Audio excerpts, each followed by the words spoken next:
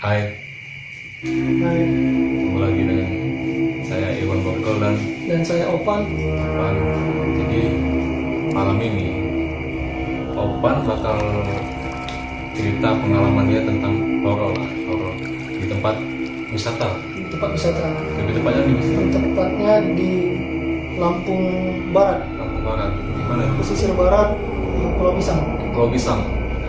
Jadi kalau teman-teman yang pernah ke Pulau Pisang, ini ada cerita horor dari sahabat saya. Itu asal mulai gimana? Pertama kami berangkat dari Palembang itu orang 9. Sembilan. Dua mobil pribadi dari Palembang. Sampai ke sana, sudah sampai ke sana, sampai di Pantai Krui. Itu Lampung Barat di Krui. Setelah di Krui, kami menunggu jemputan untuk nyebrang ke Pulau Pisang. Jadi sudah direncanakan untuk Sudah liburan. direncanakan, sudah telepon dari Palembang itu telepon orang sana untuk liburan ke sana. Liburan Ke Pulau Pisang. Setelah di sana, kami nyari tempat untuk buka tenda. Oh, jadi kalian bukan nginep di rumah? Bukan, lebih tepatnya kami nginep di pinggir pantai. Camp di pinggir pantai. Tapi di depan base camp gitu. Di Di masih tempat ada dekat perumahan gitu. warga Warga. sana. Ya bisa terjadi insiden kayak itu tuh gimana? Insiden yang mana loh? Yang cerita horor, asal cuma cerita Cerita horor. Pertama itu kami baik-baik saja di sana. Setelah malam pertama itu si teman saya itu kami kan bawa tenda dua, tenda dom yang besar satu yang isi orang 6 sama yang isi orang 3 atau 2 itu kapasitasnya. Jadi kan orang 9. Kami buka hemok juga diikat di pohon kelapa. Pulau Pisang. Ya jangan mentang-mentang Pulau Pisang gitu. Pohon kelapa sama Pulau Pisang. pohon kelapa sama tiang-tiang lah intinya gitu. Jadi buka hemok itu 2. Oh, jadi kalian sudah tujuan mau liburan ya? Tujuan mau liburan. Setelah itu ya malamnya itu masih enjoy. Siangnya kami lebih enjoy. Berapa malam? 2 malam. 2 malam. 2 malam. Malam pertama itu si teman saya ini nggak bisa tidur. Dia cerita sama saya, itu setenda sama saya. Setenda yang dua besar itu ada orang 3.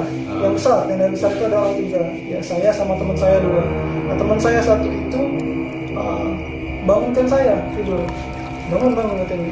Saya nggak bisa tidur nih. Dia bangun kan. Ya. Nggak bisa tidur. Nah, di situ dia udah mulai merasa diganggu. Merasa diganggu itu.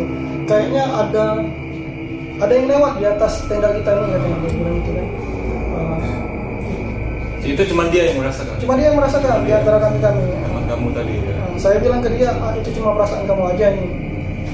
Saya bilang gitu sama dia, cuma perasaan kamu aja. Ujungnya saya lanjut tidur kan. Setelah saya lanjut tidur, dia nggak bisa tidur, masih tetap digangguin. Kayak ada yang masih lewat di atas kami tidur itu. Itu kayak apa yang lewat? Kayak semacam kurang lebih burung atau kelelawar gitu. Yang lewat di atas Di tenda. atasnya. Terus Setelah itu saya fokuskan nenangin si teman saya dulu. Sudah saya bangun, saya ajak dia masak nasi. Itu sekitar jam 4 subuh. jam 4 subuh masak nasi. Masak nasi. Sahur. Bukan. Jadi masak nasi. Teman saya yang satunya ini bangun. Nemenin saya masak nasi juga. Jadi kami tuh bertiga. Yang teman-teman yang lain tuh tidur semua pada. Paginya ini si dia ini jalan-jalan ke mengelilingi si Pulau Pisang itu. Yang ngerasain tadi. Ya, rame-rame mereka Masih juga. diganggu tadi. Ada sekitar orang 4 atau 5 jalan-jalan. Saya tidur di dom, soalnya ngantuk kan. Tidur di dom. Setelah itu, dari di sana tuh ada yang namanya tower. Tower itu namanya lupa di Pulau Pisang itu ada Necis Tower apa itu? Tower pokoknya. Macam kayak itulah ya tower. Macam tower tinggi di situ. Di situ kata orang-orang setempat itu tempat yang keramat bisa dibilang gitu kan. Tapi mereka mencoba ke sana untuk naik ke atas tower itu. Nah, si teman saya ini Bisa dinaikin tuh. bisa cuma mercusuar. disesuai. Mercusuar.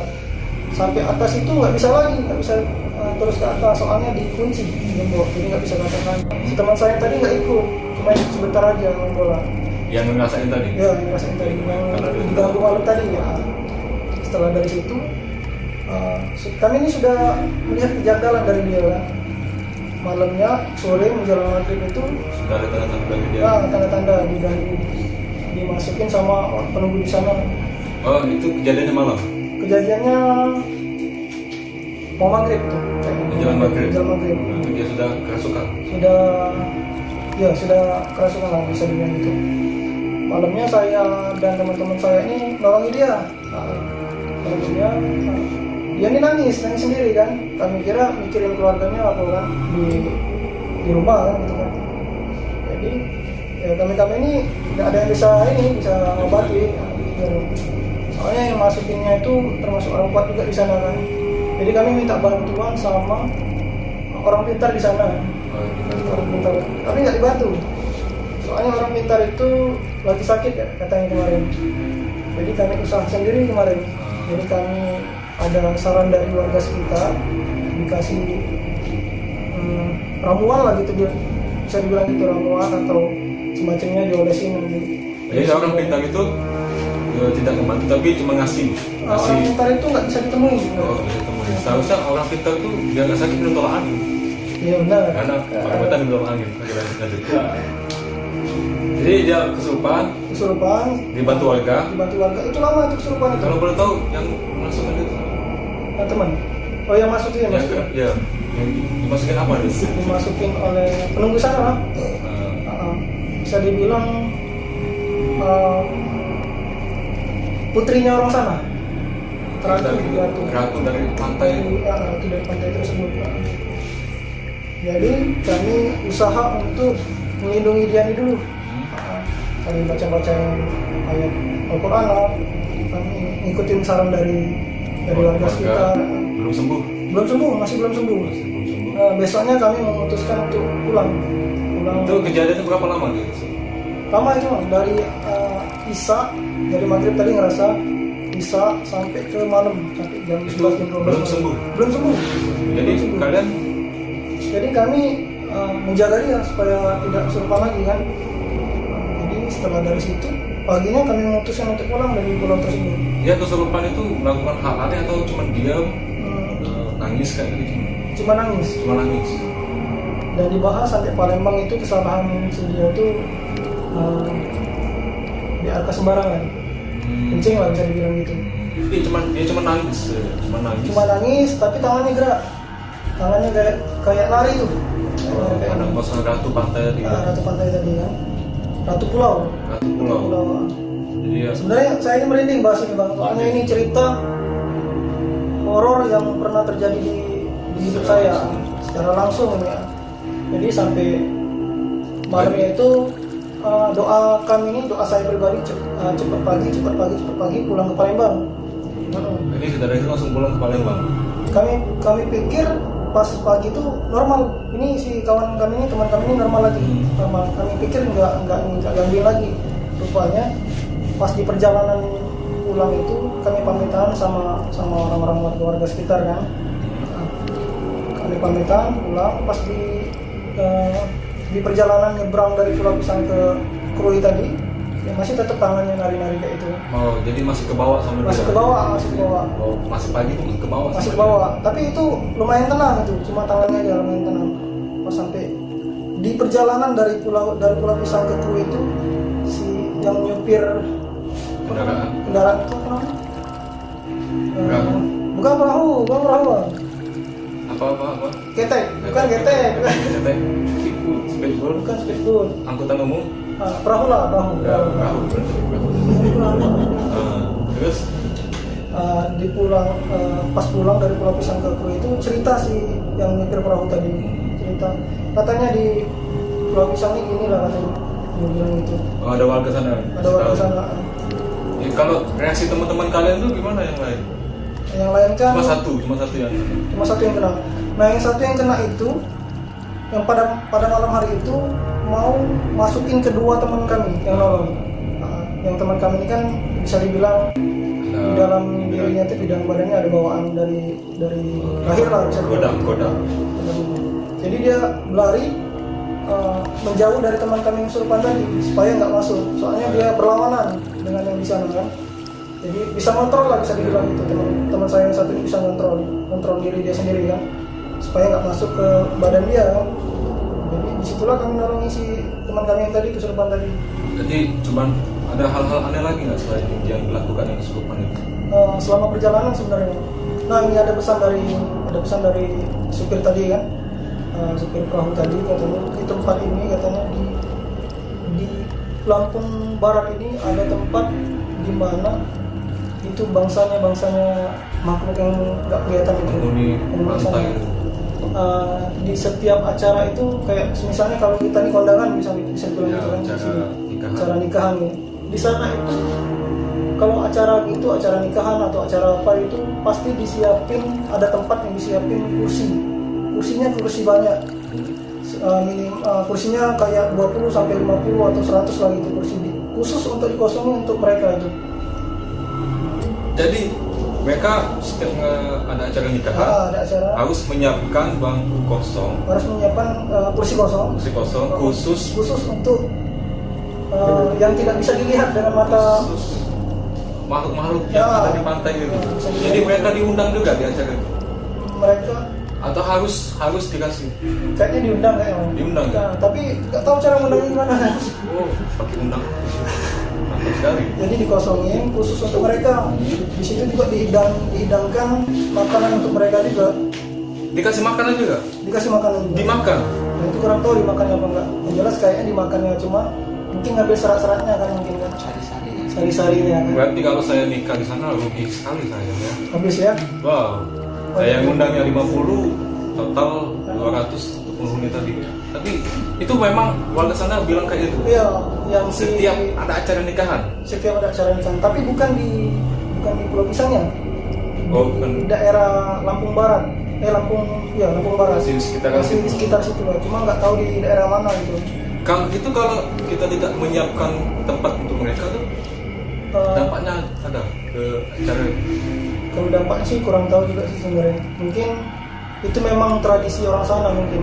Soalnya pastilah ada orang yang bisa lihat yang bangsa lain itu mungkin dia minta undang atau memang dari pribadi mereka mengundang ini mereka kan. Biar mereka aman lah, biar Ya, aman, biar betul. nggak diganggu sama Ya, benar juga. biar acara. Jadi lanjut ke teman. Jadi sampai ke 2 malam kami di sana memutuskan untuk pulang besok paginya. Pulang itu niat kami mau bakar ikan, tapi tetap jadi malamnya kami bakar ikan. Kami makan tetap. Nyiapin batu juga tidak? Enggak itu. Jadi tetap bakar ikan. Setelah itu pagi besoknya sudah nginep 2 malam itu langsung pulang nyebrang ke dari Pulau Pisang ke Krui itu. Alhamdulillah udah sadar. Oh, udah sadar. Nggak ada lagi gangguan. Itu cari penyadaran dia apa untuk melepaskan? Itu hilang sendiri pas dari Pulau Pisang ke Krui itu hilang sendiri. Tapi yang dari Krui ke Palembang perjalanan pulang itu kembali lagi diganggu lagi dengan nari-nari yang tadi kan. Itu yang kami takuti. Di dalam perjalanan pulang ke Palembang masih diganggu, ya yang teman-teman tadi masih nari-nari. Masih nari-nari ya. Jadi di mobil tuh hidupin musik. Hidupin musik. Dan ini saya ini semobil sama dia pas pulang. Satu mobil sama dia. Satu mobil sama dia. Saya duduk depan, dia duduk di belakang kan. Saya tuh melihat dia dari kaca spion mobil itu. Lama melihat dia. Dia tuh tahu kalau saya melihat dia. Itu anehnya. Jadi saya takut kan. Oh, jadi gimana? Rasa itu ada pasti. Itu Bisa masih tahu dalam kan? Masih dalam keadaan kerasukan. Kok tahu sambil nari-nari tangannya gitu. Jadi sampai Palembang masih kerasukan? Masih kerasukan. Kami berdua itu sampai Palembang. Kami semua itu sampai Palembang sekitar jam 1 malam kalau nggak salah kemarin. Jam 1 malam. Saya dan teman saya yang nyupir mobil itu, kami berniat untuk nyari solusi. Gimana caranya bisa nolong teman kami itu. Jadi di Palembang masih kesurupan dan Di Palembang masih cari solusi untuk masih biar dia kesulitan. pulih kembali. biar dia pulih kembali. Jadi kami sembari nongkrong lah sekitar jam 2 malam itu mungkin. Itu belum pulang ke rumah. Belum pulang ke rumah kami. Kalau sampai Palembang. Baru sampai Palembang, kami berdua aja nongkrong ke rumah makan Cemilin. Dari situ kita ngobrol caranya untuk nungguin teman kami tadi kan.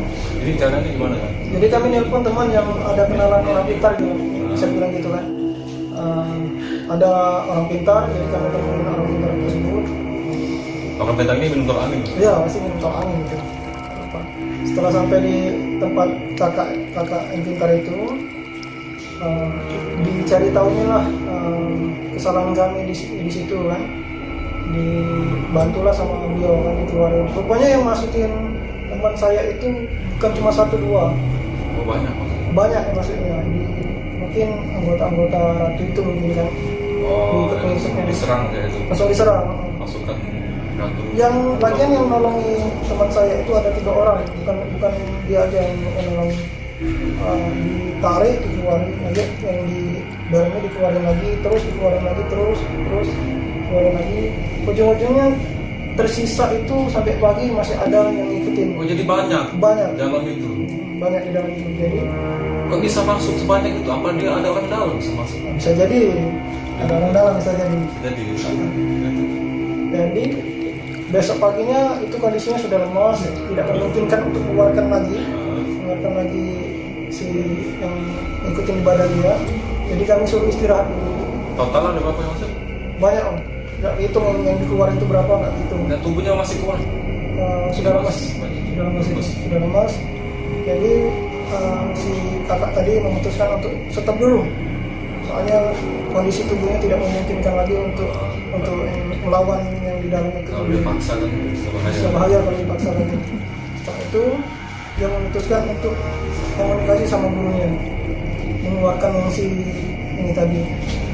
Pesan yang saya ambil dari kakak tersebut, ada kata-kata yang disampaikan ke kami. Saya bisa ngeluarin yang satu ini tinggal di badan teman kamu ini, kuat, termasuk kuat yang ada di badan dia ini. Cuma yang saya takutkan anak sama istri saya nanti nyerangnya ke anak sama istri saya. Dia dendam. Jadi saya takutnya yang penunggu tadi dendam sama saya, soalnya saya sudah bantu saya keluar teman-temannya dari badan teman kamu tadi katanya. Jadi minta bantuan sama gurunya mungkin kan kemarin kan. Jadi dibawalah si teman kami ini ke tempat gurunya. Baru diskusi dari sana. Tempat gurunya tadi tetap dia yang bantu. Cuma diawasi sama gurunya tadi kan. Jadi, satu guru. Jadi dikeluarin lah, diajak diskusi yang gurunya tadi kan. Dimasukin di medianya di badan teman saya yang hampir kemasukan di sana tadi, yang dia lari. Dimasukin ke media orang lain. Ya, media orang lain lagi dimasukin. Terus diajak ngomong sama gurunya tadi kan, pakai bahasa Jawa lah. Jenenge sopo. Terus kesalahan bocah-bocah ini apa? Jenenge sopo tuh namanya siapa? Kamu namanya siapa? Kesalahan Caca iki opo? Kesalahan mereka ini apa gitu. Barulah dibilangnya kesalahan mereka ini di atas sembarangan, kencing sembarangan. Dari situ pesannya gurunya tadi, kamu mau pulang sendiri atau mau ikut kami di sini? Kamu bisa apa? Saya cuma bisa ganggu. Yang dikasih tadi ditanya. Ya, ditanya. Tapi medianya media lain lagi. Di interview. Jadi setelah itu diajak ngomong, kamu bisa apa? Saya tidak bisa apa-apa. Dia bilang gitu. Tidak punya pengalaman kerja ya? Tidak punya gitu. CV-nya jelek. CV-nya jelek. Jangan terlalu tegang. Jadi terus setelah itu ditanya bisanya apa, tidak bisa apa-apa, langsung mau pulang sendiri atau mau ikut sama kami di sini katanya. Jadi dia memutuskan untuk pulang sendiri. Yang pasti. Nah itu kurang tahu. Soalnya saya. Jadi dia pulang sendiri. Lepas. Karena dia tidak ada keahlian tadi. Tidak ada keahlian, jadi nggak diajak kan. Jadi sudah saya merinding ceritanya bang. Merinding ceritanya. Tapi lucu ya. Jadi sudah lepas. Sudah lepas, alhamdulillah mungkin dibersihin badannya dulu kan. Jadi intinya tadi itu dikasih tahu kalau temannya beliau ini pernah melakukan kesalahan. Nah, Makanya intinya penghuni sana tidak mungkin senang, marah. dikasih tahu dengan cara yang seperti Dengan itu, cara seperti itu.